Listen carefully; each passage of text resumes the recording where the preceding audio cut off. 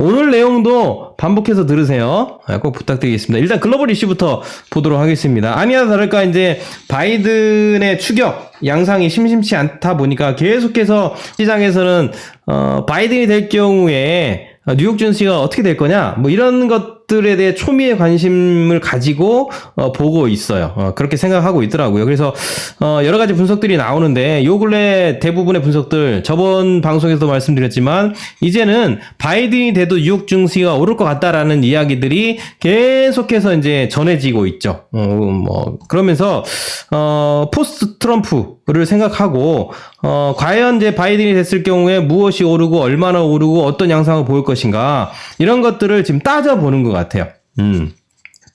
그럼 왜 이런 것들에 대한 변수들을 이제 생각하느냐라고 했을 때 바이든이 될 경우에 대한 이야기를 하는 겁니다. 일단 바이든이 이제 과거에 부터 지금까지 월가가 어떻게 받냐라는 차원이 굉장히 중요한데 불과 6, 7개월 전까지만 하더라도 바이든이 되면 하락한다 그랬어요. 저희도 그렇게 얘기를 했죠. 왜냐하면 바이든이 주장하는 것들이 시장과 대척점을 갖고 있는 공약들이나 뭐 민주당이 바라보는 시장의 시각들이 워낙에 다르기 때문에 아무래도 이제 바이든이 뭐 대통령이 되면 월가로부터 시작해서 많은 충격들이 있을 것이다라는 게 지배적인 분석이었고 아니나 다를까 그랬었고 그게 바로 이제 코로나19 이전에 바이든을 바라보는 전체적인 시각의 모습이었어요. 근데 이제 코로나19라는 새로운 변수가 생기면서 바이든이 그러니까 바이든과 민주당이 시장을 보는 차원이 달라졌다라고 생각하시는 게 맞는 것 같아요. 만약에 코로나가 없는 상태에서 지금처럼 바이든이 트럼프와 큰 격차를 벌여서 이겼고 다음 대선에서 바이든이 승기를 잡는다면 아마 시장은 크게 흔들렸을 거예요. 분명히. 근데 이제 코로나는 변수가 생기면서 민주당과 바이든이 시장을 바라보는 시각이 얼추 달라지면서 이제 새로운 기조들이 나올 수밖에 없었다라고 이해를 하시면 좋을 것 같아요. 가장 핵심적인 건 뭐냐 하면 이제 바이든이 시장을 바라보는 시각이 트럼프와 많이 닮아가고 있다. 이런 부분에 대한 생각들을 가지고 계셔야 돼요. 그러니까 트럼프가 하는 시장을 조종이라고 얘기하는 게 맞는지 모르겠지만 시장을 대하는 방식들에 대해서 바이든이 많이 닮아가고 있어요. 그게 첫 번째가 뭐냐 하면 부양책이죠. 부양책. 지금 부양책이 통과되지 않았습니다. 물론 이제 시기가 문제일 뿐일 거예요. 뭐 시기가 언제일지 모르겠지만 분명히 합의는 되겠죠. 근데 지금은 어찌됐든 간에 부양책이 통과되고 있지 않아요. 그 이유는 부양책에 대해서 펠로시가 퇴짜를 놨기 때문입니다. 공화당의 제안들을 계속해서 퇴짜를 놓고 있죠. 다 거부하고 있죠. 공화당은 열심히 제가 볼 때는 노력하고 있어요. 합의를 하려고. 제가 보는 시각에서는 그래요. 왜냐하면 맨 처음에 민주당은 2조 2천억 달러를 주장했고 공화당은 3천억 달러 정도를 주장했거든요. 격차가 크잖아요. 근데 그게 간격이 좁혀졌잖아요. 1조 8천억 달러하고 2조 2천억 달러. 이제 4천억 달러밖에 차이가 나지 않아요. 그만큼 공화당이 이제 계속해서 노력해서 근접한 숫자로 민주당이 원하는 근접한 숫자로 가고 있음에도 불구하고 민주당이 거부를 했단 말이에요. 그러면서 낸시 펠로우가 한 얘기가 뭐냐 하면 많은 부분에 있어서 부족하다. 한 발 앞으로 내걸은 뒤에 마치 두 발 뒤로 물러선 것 같다. 이런 얘기를 했단 말이에요. 그래서 심플하게 얘기하면 이런 것 같아요.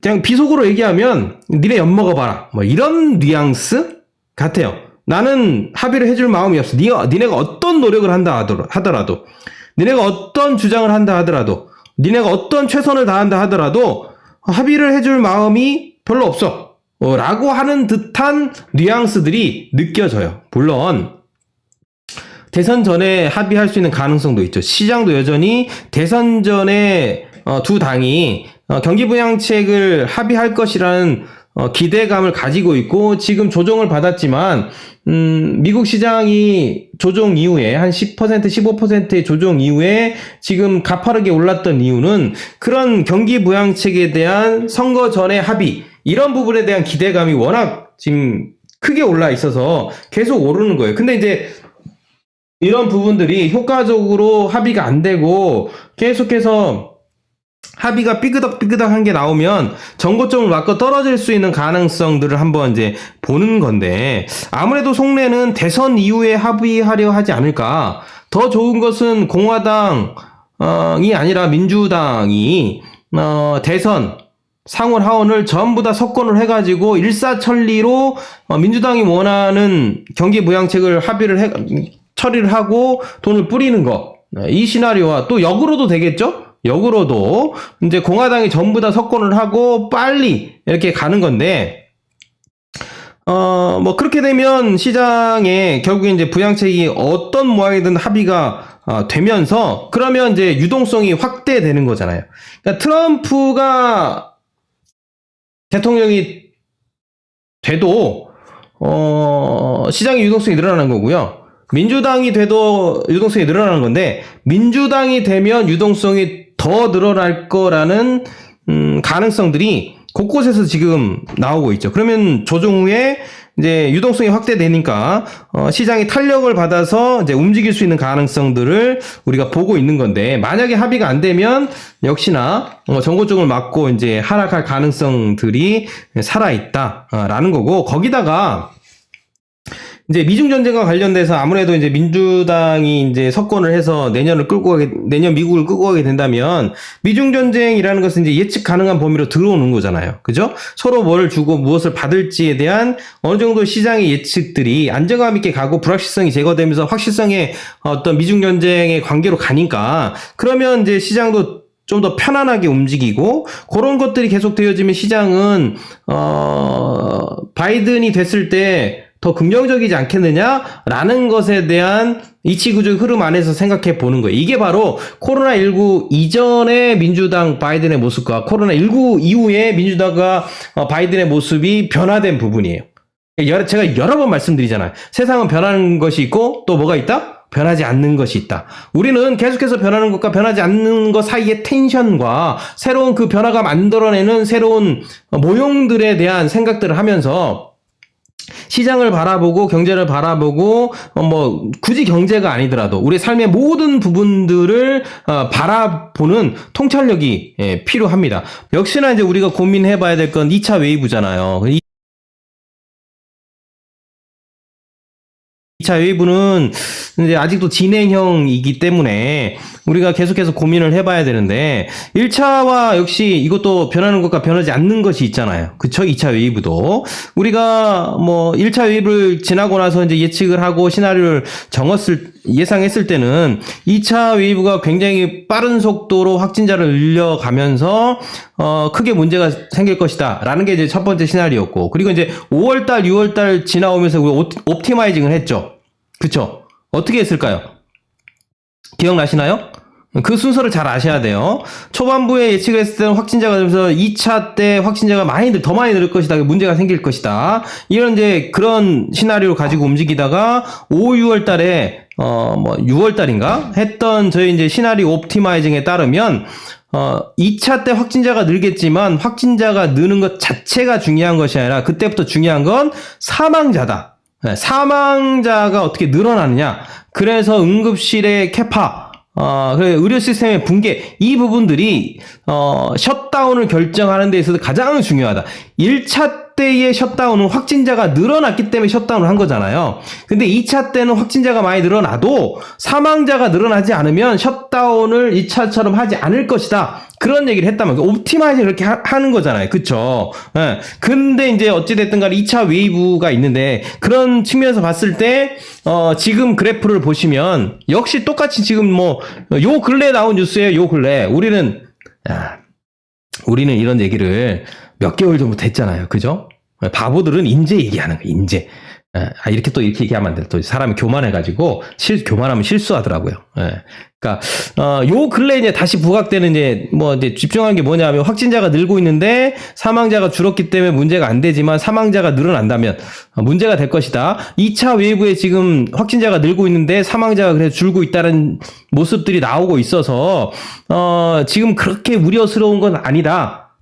사망자가 내려가고 있잖아요. 이때는 사망자가 확 올라갔는데, 확진자가 늘고 있지만 사망자가 그래도 어느 정도 이제 안정화되고 있으니까, 2차 웨이브는 뭐 좀 괜찮지 않겠나. 이런 얘기들을 미국권에서 뭐 여기에서 하는 거예요. 우리는 지금 2, 3개월 전부터 그 시나리오를 가지고 보고 있었잖아요.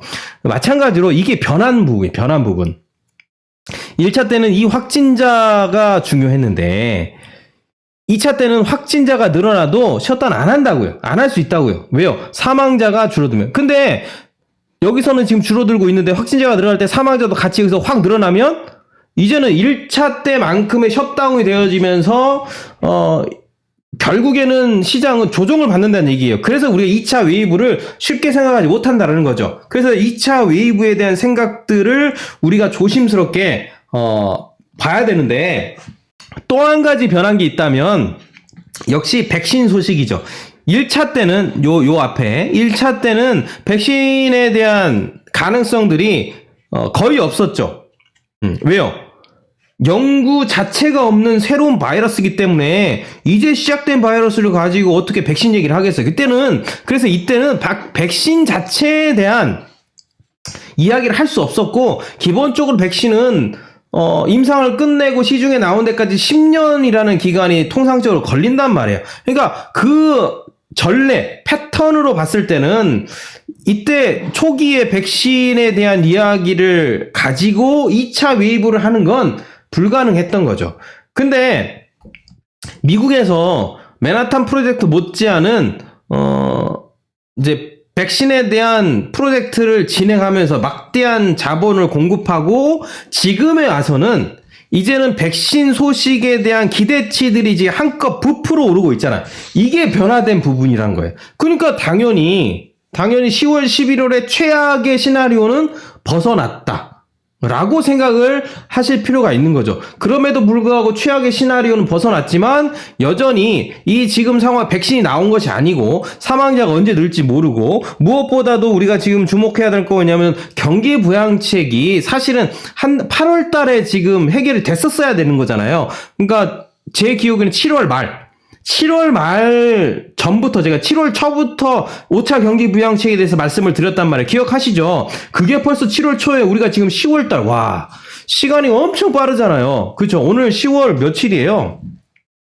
오늘 보니까 10월 5일이네. 엄청 빠르게 지나가죠. 근데 5차 부양책에 대해서 중요하게 생각했던 게, 제가 7월 달부터 방송에 첫 주인가 뭐 첫주부터 쭉 얘기하다가 7월 말주간에 아무리 늦어도 지금 이번 주 7월 말주에는 5차 경기 부양책이 해결이 돼야 되고, 그게 딜레이 되면 결국에는 8월 첫째 주에 둘째 주에 미국의 의원들이 휴가를 가니까 그거는 언론에서 그걸 다루기 전부터 저희가 말씀드린 거예요. 그쵸?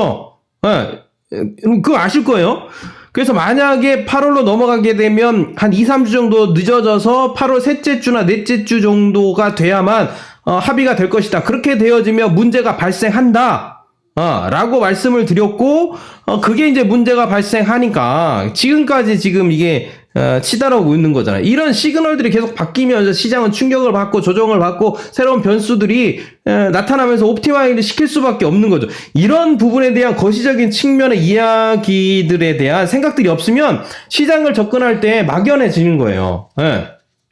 막연해집니다. 그러니까 그런 부분들도 같이 고민하실 필요가 있죠. 이런 부분들이 지금 달라지고 있다라는 것에 대해서 우리가 같이 고민하면서 경기 부양책들을 이제 봐야 되는데, 뭐 이런 저러한 이슈들 때문에 지금 앞으로의 상황들이 중요하다면, 백신과 관련돼서는 이제 11월 달 정도가 되면 어떤 소식이 나올까요? 백신과 관련돼서 백신과 관련돼서 결국에는 백신이 실험 성공 여부에 대한 결과치, 리절트가 11월 달부터 나오겠죠. 결과가 어떻게 됐는지. 아마 지금 이제 저번 달에 임상에 문제가 있다라는, 리스크가 있다라는 소식들이 나오고 제기가 된다는 소식이 나온 이후에 특별하게 백신 소식이 없는 것들을 봤을 때는 아마 긍정적으로 가고 있는 가능성이 높고, 11월 정도가 되면 부작용이 아니죠. 성공 여부. 아마 거의 대부분의 업체들이 임상 3상 실험을 잘했다. 존슨앤존스가 3상 부작용 나왔어요? 근데 존슨앤존스는 메인이 아니기 때문에, 뭐, 괜찮을 것 같아요. 시장도 지금 견인을 하고 있죠?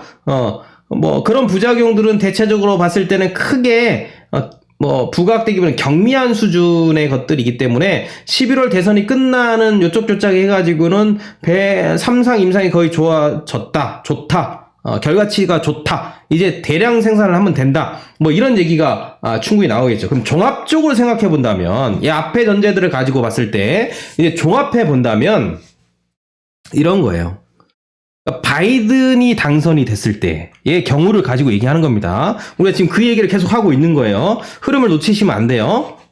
내년이 돼야 부작용 얘기가 나오겠죠. 그쵸? 접종을 했을 때. 이제 바이든이 당선됐을 경우에 변하는 모습에 대한 이제 정리를 해보면, 이제 바이든이 당선이 되고 난 다음에 이제 코로나19가 이전의 모습은 달라질 수밖에 없는 것들은 설명드렸기 때문에 바이든은 트럼프가 했던 기조의 좋은 것들을 가져다가 시장에 활용을 할 것이고, 그 중에서 가장 주목될 것은 만약에 대선 전에 5차 경기 부양책이 합의가 안 된다면 11월 이후에 합의가 되면서 다시 유동성 장세가 움직이면서 시장은 첫 번째로 바이든이 됐다는 자체에 대한 확실성, 이제 불확실성이 없어졌다.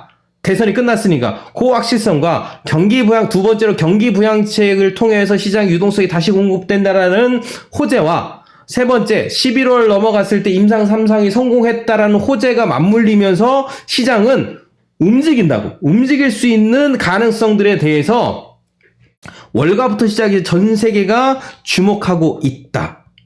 그리고 이제부터 바이든이 공약들을 하나하나 실천하는 부분들로 이제 넘어가는 거죠. 단, 우리가 경계해야 될 것이 있는데, 그건 뭐냐 하면, 역시나 3상 임상이 우리의 생각에는 잘 될 거라는 생각을 하지만, 또 안 될 수도 있는 거잖아요. 그쵸?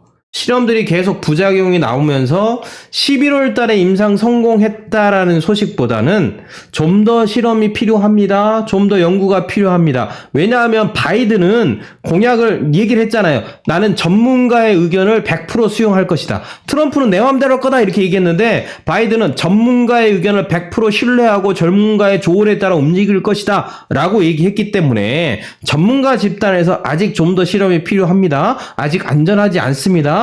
좀 더 몇 가지 실험들을 더 해봐야 됩니다. 검증을 해야 됩니다. 그래서 임상 3상과 관련된 부가적인 어떤 변수까지 체킹해야 되기 때문에 임상에 대한 완벽한 결과치들은 내년으로 넘어가야 됩니다. 라고 한다면, 그 경우에는 여전히 임상이 성공할 거라는 전제가 있지만, 바이든은 여기서 보시는 것처럼 확진자가 늘어나고 확진자가 늘면 사망자도 늘 수밖에 없어요. 보세요. 확진자가 늘어날 때 사망자도 그래도 여전히 늘잖아요. 확진자가 늘어나면 사망자가 여기서 돌려서 이렇게 갈 수 있기 때문에 바이든과 민주당의 지금 행보를 봤을 때는 임상이 성공하지 못했다라는 전문가들의 의견을 받아서 갑작스러운 셧다운의 기조로 갈 수도 있단 말이에요.